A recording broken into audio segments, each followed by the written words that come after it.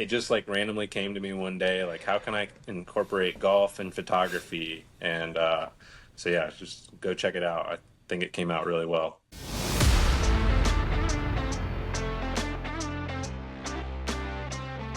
Ladies and gentlemen, welcome to another episode of the Whole Story Podcast. Robby and Jonathan here. Jonathan, you don't have a hat on today. No, This might, of our 100+ episodes, this might be like 2 or 3 that you have not worn a hat. it's 2 or 3, I think. No, I've got errands and things to run. I'm not wearing a hat the rest of the day, so I decided to go. I want to let people know that I don't just have a mullet; that it's actually a full head of hair. Actually, a full head of hair. There you Right. go. Well, our guest was sporting his Titleist hat, Alex Napier, That's right. who is a golf photographer. Does a lot of stuff with different brands like Titleist and FootJoy and others, but those are the ones he does a lot with in his product photos. So he'll get the new equipment, the new shoes from FootJoy, and not only they already look good, but he captures them in a way that makes people really want to buy them, and so that's what he's doing. What did you think of our conversation with Alex? I didn't know that you could customize, like really customize a pair of shoes. Oh yeah, And I cannot ask Keisha to let me buy another pair of golf shoes. It's getting to be obscene on how many pairs of golf shoes I have. So I'm gonna have to wait at least for a couple months, yeah, or figure out how to make money somewhere without telling her, because it's just there's a lot of shoes right now. yeah. I think we mentioned it in the middle of the show too. If nothing else, you should go and listen to the story of his best golf shot near the end. If nothing else, Yeah. The best hole-in-one story that we've heard so far. Yeah, it by far. ranks up there for sure. Yeah, For sure. I was excited. One, I'm a Titleist fan, Titleist golf balls. I'd be curious, what would you customize your Titleist golf ball? What number would you pick if you could pick any number? They have it 0 Oh, you to put numbers 99. on there. Yeah, I was gonna think like return to sender if you find it in the Yeah, in, You in the can woods. put custom messages on there. Yeah, we talked about Remember this. the one time? Yeah, Robbie and I have a great marketing idea. If you're like, I do sales consulting, and I thought about getting a golf ball that says "You suck at golf, get better at sales," and put my information on there. That would be amazing. A and just personalized, drop a handful in the woods, like in common missed places. So, right? Yeah, exactly. I don't. do you have a number, Do I have a what? Sorry, like a favorite number that you would put on your golf ball? I don't think I do. 90, 89? Yeah, you know what? I'll tell you what. Maybe the first number that I break 90, that will become my new favorite one. Then I'll customize all my golf balls. Of course, and then it just keeps getting lower and lower. So maybe that's a good idea. Whatever your lowest score is, and if you're really good at golf, Yeah. you could put like 68 or something like that just to show off. Yeah. But No, it's a curious, a good question. Like, how would you customize your golf ball? What number would you pick and why? So, anyway, a great conversation with Alex. He's doing a lot of great things in golf. About to make a move over to Jacksonville, so I think opportunities will continue to increase for him. But we have to thank a few of our sponsors and folks that we get to work with. Summit Golf Brands. We're both rocking some Beadratty gear right now, making us look good. But yeah, Beadratty, Zero Restriction, Fairway and Green, EP New York. They all make incredible apparel. I just saw that Victor Perez, one of Beadratty's professional players, was voted best dressed golfer. So yeah, get you some Beadratty stuff, and you will be the best dressed in your group for sure. If you go to any of those websites, Beadratty, Zero Restriction, Fairway and Green, and use the code BestBall20, you'll get 20% off your order. So go support those guys. They make incredible stuff. Western Birch, if by the time you're listening to this, if you make your way over to the Home of Golf or Karn, you will find some Western Birch golf tees with the Best Ball logo on them that we have broken and scattered around the Home of Golf. They make incredible golf tees. We're proud to work with those guys, Lewis and the team. We think you should get some too. If you've got an event coming up, if you're a course out there and you want your own custom tees, use those as well. So yeah, without further ado, we've got a lot of fun things coming up with the Best Ball brand and things we're doing. But let's get to our story with Alex Napier and talking about his photography. Y'all enjoy.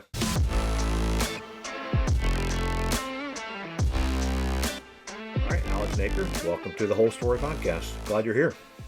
Thanks for having me. Absolutely. You said you're down in the Panhandle of Florida. That must mean you get to play a little bit of golf every now and again, huh? I do, yes. There's some good golf around this area. Nice. I wouldn't doubt it. Well, how did you get into golf? Like, was that an early thing when you were a kid? Is that what you grew up playing, or were you like many of the rest of us? You played everything else, and golf came later.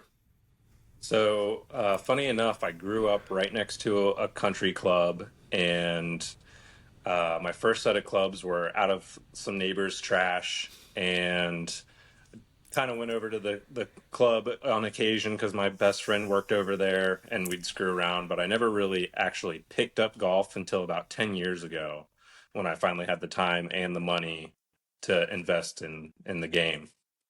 When did photography start for you then? Was that the alternative in high school and everything? Instead of golf country clubs, you were taking pictures in the backyard? So I'd always had an interest in photography as a kid and had my first camera, which was a like Nikon Cool Shot little digital camera, take pictures on vacation and stuff with the family. But what actually got me into photography was law enforcement, which is what my background is in. From Ohio, so I worked in law enforcement in that area, and I became an arson investigator for our department. And so I thought I need to have a digital camera of my own, so when I get called out to a fire scene, I don't have to run back to the police station to pick up another camera. I just have my own. So got my own DSLR, started watching YouTube videos on how to do photography, and then that kind of snowballed into doing a little more on the video side of things. And um, so that's kind of how I got into photography um, more seriously. Would take pictures on vacation and all that. Walk around downtown and just do architecture photography. And then my wife, she's in the Air Force, so we moved away from Cincinnati to Japan and lived outside of Tokyo for 3 years. And so as we were traveling around Japan and Asia, I was taking the camera with me everywhere, taking pictures. And then it was when COVID hit that we couldn't do anything, but golf was one of the only things that we could still do because it was outside, it was distanced. So to just keep up with my photography, I started bringing the camera with me to the course just to change things up and started doing golf course photography. And then from there, it just kind of grew. And I started a page to just document what I was capturing, all these beautiful courses all around Japan. And then next thing I knew, got 10,000 followers, and here we are. Man, can you imagine? First, thanks to your wife for her service in the Air Force and yours for a police officer. But can you imagine, Jonathan, going through that camera roll? You're like, all right, golf course, arson, Right. building, more arson, another golf course. Like that's got to be the most interesting photography roll on your phone or on your camera that you can come up with. And See, being in Cincinnati, did I see you went to Cincinnati? Were you around the time the Kelsey brothers were there? Yeah, Okay, yeah, would have been there. Hmm. okay, very so nice. do you find that figuring out how to a fire start helps you figure out the right spot to be on a golf course, or because you're just like, let's figure out where the worst thing that could happen is going to be, shank to Yeah. the left. Yeah, the point of origin of this shank was on hole 13, about 150 yards out. Right. And the little markers are like shot one, shot two, shot three. Yeah, exactly. Yeah, no, I imagine having those skills like Jonathan was alluding to, but like figuring out kind of the origin of stuff has, and as you've developed your photography skills, has given you a different perspective than other maybe golf photographers out there who are like, oh, that course is pretty. There's a flag, there's a hill, there's a bunker. Like you have a different set of skills and perspectives that maybe allow you to see things differently.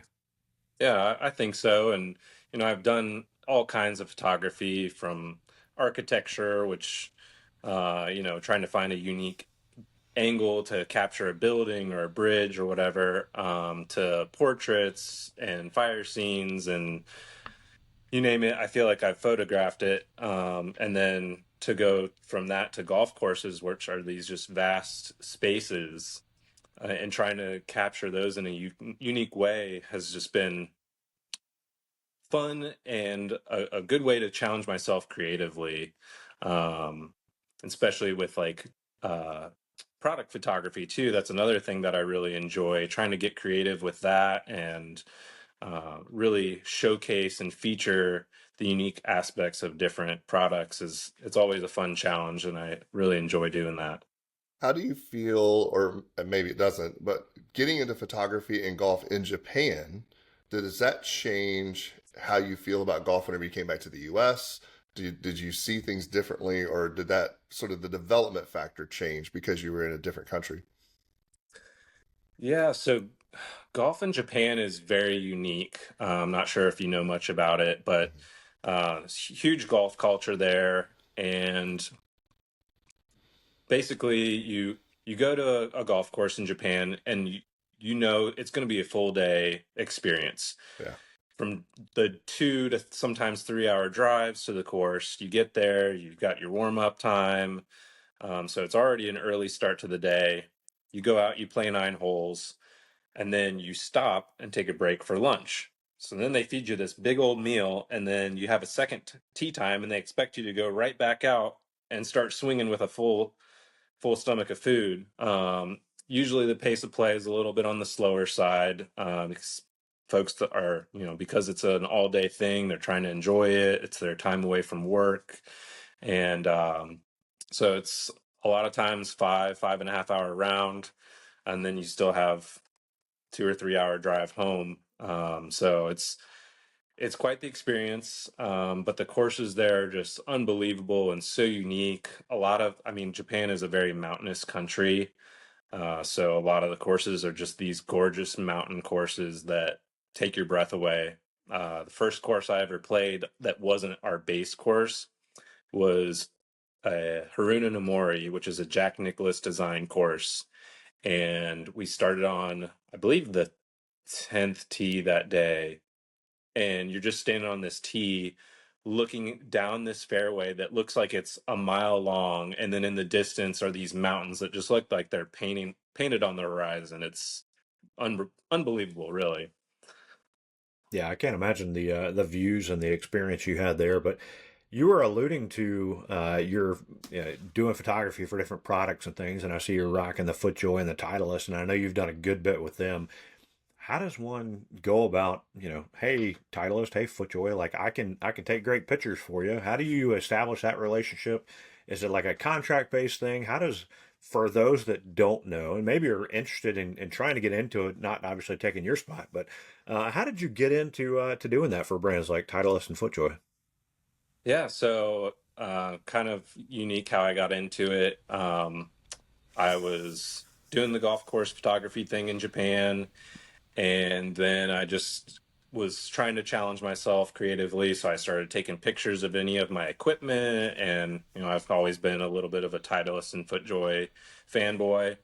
And I posted a video of an unboxing of the first Hyperflex shoes from FootJoy, tagged them. They saw it, must have forwarded it on to the social media lead at Titleist, and they really liked it, looked at what I was doing. And so I just randomly got this email one day saying, "Hey, we love what you're doing. We'd love to work with you as a brand ambassador." And then a few weeks later, FootJoy, same thing. They reached out, said they wanted to work together. And I've been doing that for both of them for 4 years now. Actually, my anniversary with FootJoy was just a couple days ago. So I've really enjoyed doing that. It's a lot of fun to work with both of those brands because the best of the players, they're Titleist and FootJoy guys, and I really enjoy what I get to do, and I'm very thankful for it. What does that process look like? Are they sending you equipment and you're setting up shots? Are you going to stores and doing work for them there? Or is it more of just sort of freelance on your own and you submit whatever you've got? Yeah, are you having to buy a bunch of equipment and go out to your local community and start taking some pictures? No, they send me things. Occasionally there'll be campaigns. I do a lot more work with FootJoy on product things, for new releases and things like that. Titleist, I've shot different events with them for like the Team Titleist Invitationals. I've been to several of those, and I'm the unofficial official photographer there. Just running around taking pictures while also trying to play golf and have a good time. Well, that's good that you get to play and you're not just holding the camera the entire time. I've always been a Titleist fan myself. It's one of those, you keep looking at these different brands and especially in the golf ball space, different options that are coming out that are cheaper and everything. But man, there's something about looking down and seeing that familiar Titleist. There's a comforting feeling when you're about to take a shot. And I always joke that I don't ever hit a hole in one because most of the time I'm playing with whatever I can find, and it's not a Titleist. And I'm trying to save that perfect swing for when I know a Titleist is going to be displayed up there perfectly in memory forever. So, yeah. Yeah, I can't imagine looking down at anything but a Titleist. If I find something else, my playing partners, they can have it. Very nice. Jonathan, you can get a lot of golf balls that way. I know. I was just thinking. I'm the same way with Robbie though. Anytime I feel like I'm at a par three, I get out a ball that I'm like, okay, I just found the last one in the woods, but let's get out a fresh, clean ball just in case. Usually I hit it into the woods, so it's not like it's helpful anyway. You replace it, yeah. Right. So, what advice would you give? Say there's somebody out there listening to this. They've just gotten into photography. Obviously, you've taken it a lot further than maybe you originally intended. But what advice would you give to someone if they're just now starting in the golf world? Um, Best advice I would have if you're trying to do some golf photography is you don't need any fancy equipment. A decent starter camera is going to be just fine. It's more about perfecting your settings, the lighting, going out early morning when the light's nice and soft, or in the late afternoon during the golden hour, and really just perfecting those settings because that's what makes a good photo. You can have the best camera, the best lens, and still take a terrible photo. So just playing around with settings and light and shadows, that's going to be the number one thing. And then from there, editing your photos and just getting familiar with the different programs out there that you can use to edit and create your own style. And you can look at what other photographers are doing and it might be similar, but just finding your own style and not trying to copy what others are doing, because ultimately you're going to have more fun and success trying to do your own thing than just trying to copy what everyone else is doing. So that's my best advice for anyone looking to get into it. Do you feel like there's different aspects of golf photography? Some go the route of, trying to follow the pros and capture players in action. Some do products, some do courses and architecture. Is there an untapped space in the golf photography world that somebody hasn't gotten yet or maybe hasn't fully developed? That's a really good question. I've never really thought about that.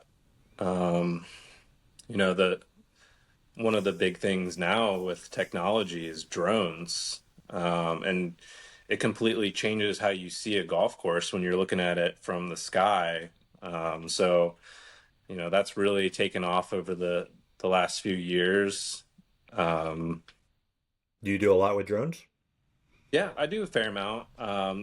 Part of why I don't do more than I do now is the area we live in, it's close to an Air Force base and several other airports. So the area is just so restricted. And one of the courses that I try and fly my drone at fairly regularly, I have to file flight plans with the FAA to get clearance to fly anytime I want to go out there. So I can't just throw it up on a whim. So I got to be planning for the weather, when it's going to be good, and the lighting, and when my schedule allows it, and then hope that they approve it in time. And it's a lot of hassle. So I'm looking forward. We're actually going to be moving next month to the Jacksonville area, and looking at maps there, it looks like it's going to be a lot easier to fly on a regular basis. Very Man, nice. A beach lot to, of golf over there I too. was going to say beach to beach. That's a good world to live in. Yeah. Well, what have been some challenges you've gone through in this journey of becoming a golf photographer? Probably one of the greatest challenges is, especially when it comes to flying a drone, is just getting a course to say yes.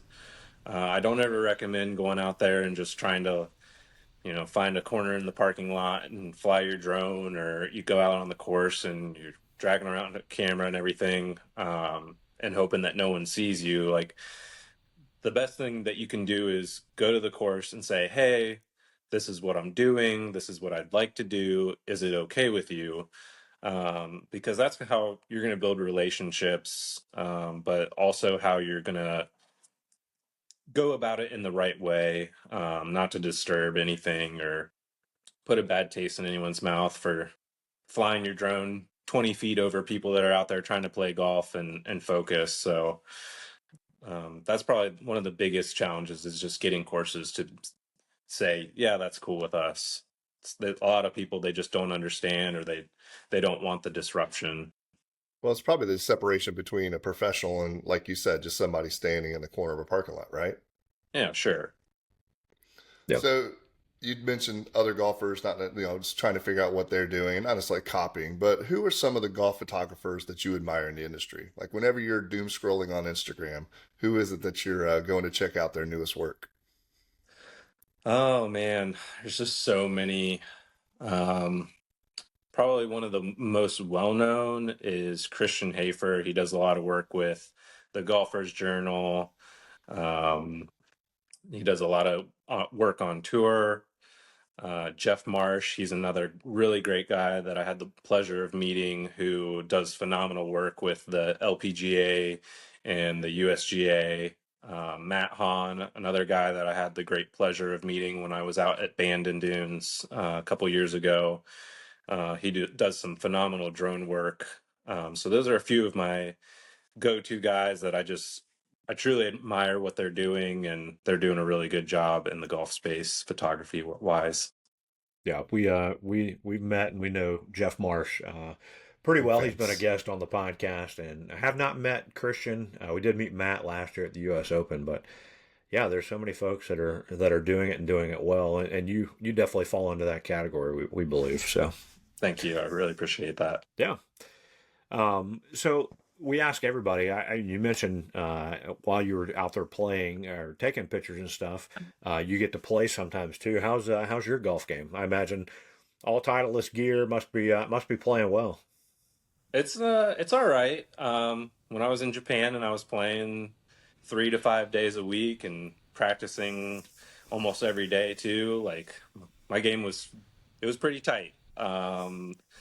But now, living the full-time dad life with a almost 3-year old, so I get to play a couple times a week, but the game isn't quite what it used to be. And it's definitely, that's another thing that's hard to balance, is being on the course and trying to focus on golf, but also having the camera along, and also trying to focus on, oh, I want to get this shot, or I got to hustle over here to get this shot, but not slow down play. That's a good juggling act that can be difficult sometimes. Most golf carts don't have seatbelts and booster seats for 3-year-olds, right? That's right, yeah. But she does love going out to the golf course, and we'll go out there and hit the chipping green or the putting green, and she really enjoys it. Does she have a Nice. set of Charlie golf clubs yet? She does. Very nice. Perfect. Yep, she got Yeah. those for her second birthday. Yeah, no, Tyler's doing some pretty cool stuff, and now because his kids are growing up, now he's getting into the junior sets, so Hmm. be something you have to look into next. So, when you move to the Jacksonville area, what is TPC Sawgrass? I imagine going to be your home course, right? Oh man, I'm gonna need to hit the lottery somehow to be a member over there, or find a way in. But initially, the first year, I think I'll probably just play all around town and check everything out and see what I like, and then maybe settle on a course to join. We'll just see how things go and where it takes me. Yeah. We've got a listener, a friend of the program, Dave Warner, who's in the Jacksonville area, works for a roofing company. So if you're looking for people to play with, Dave would be a great one. He's got a great group of friends from church and everything. I know his son Zeke. I don't know if he plays golf with him as well, but they are regular listeners of the podcast in their morning drive. So you guys might need to connect and get out and play some golf together.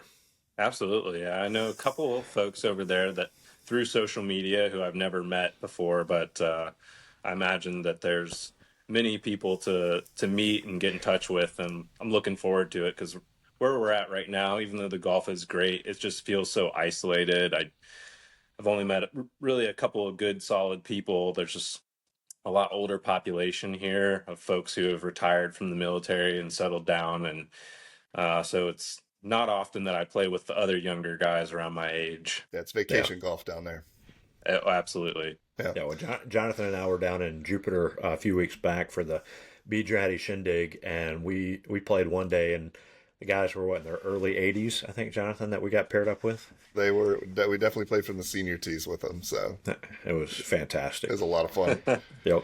Well, one thing we always like to ask our guests, and this will be twofold for you: one from the with a golf club in your hand, another with a camera. What is your most memorable golf shot? We'll start with the actual ball and club, and then we'll move to your camera. Okay, well, man, all right. So this is a great story. Gives me chills just talking about it.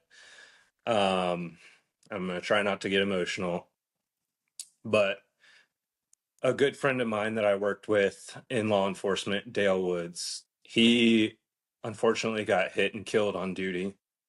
And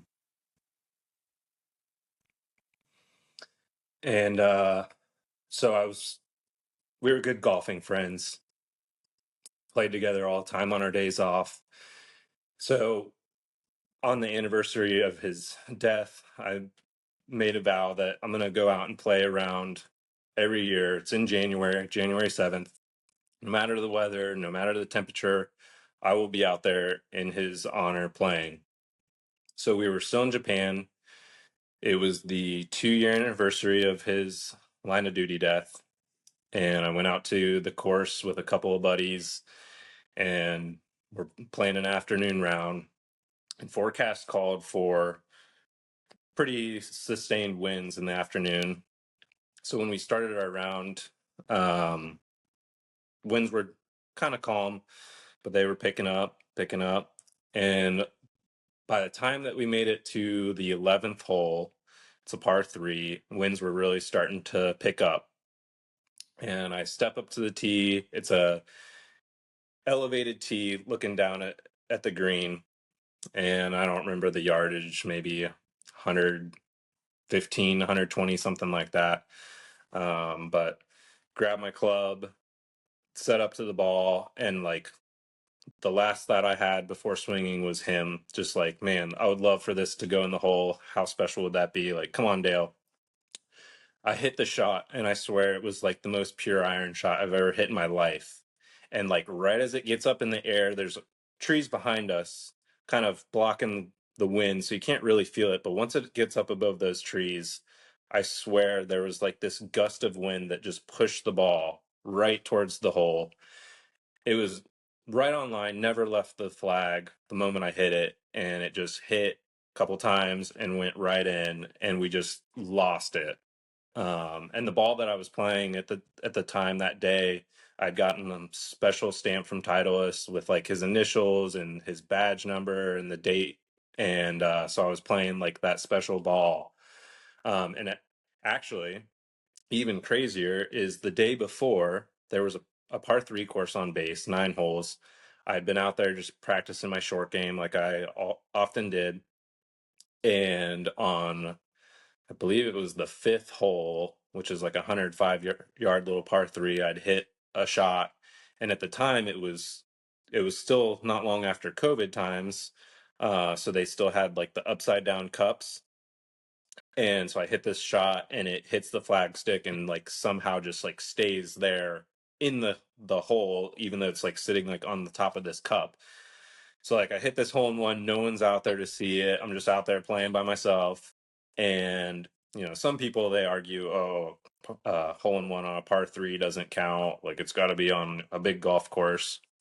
So I felt kind of like, doesn't really count, because people are just gonna say it doesn't. And plus, I'm playing by myself, and so my wife that night, I'm feeling kind of down about it, even though I should be excited. She's like, "Well, you're going to play golf tomorrow for Dale's anniversary. Maybe you'll get a hole in one tomorrow." And then, like, within 24 hours, here we go. So, yeah, What a crazy. story. That's a good Man. one. That's a great story. Yeah, that goes into the list of the Hall of Fames for all That's the stories right. that we For sure. that we've heard. So Yeah. well done. Congrats. Thank you.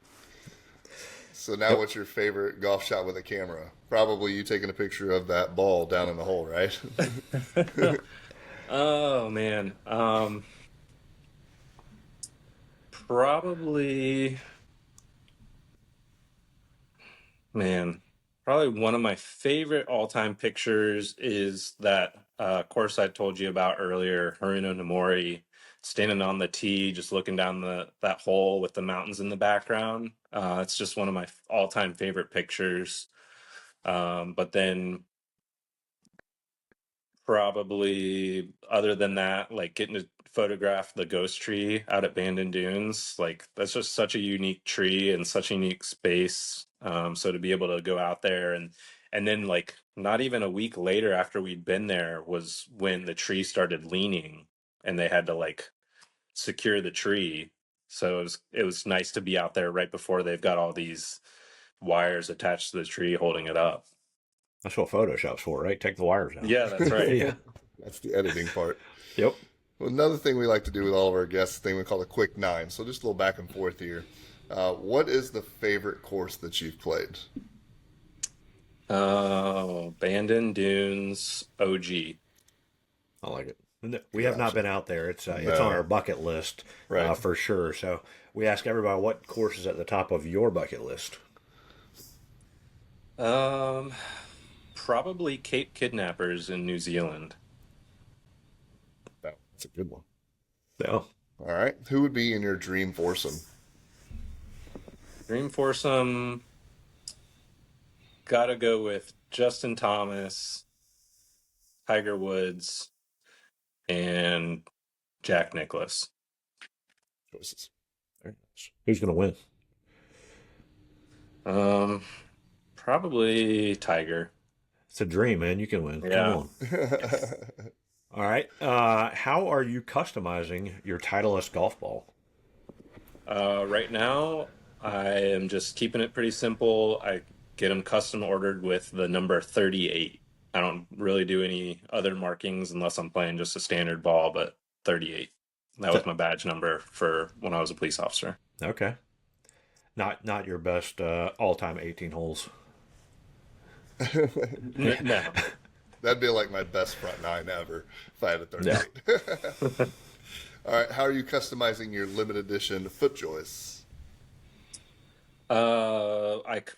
I made a pair that it's like an avocado theme. So there's an avocado on the side of the shoe, and then it's got this brown, like alligator skin on the heel. They're pretty sharp. You can see them on my Instagram. Nice. Can anybody go order those, or are those limited one of one edition? No, anyone could go and design your own My Joys. All right. Very nice.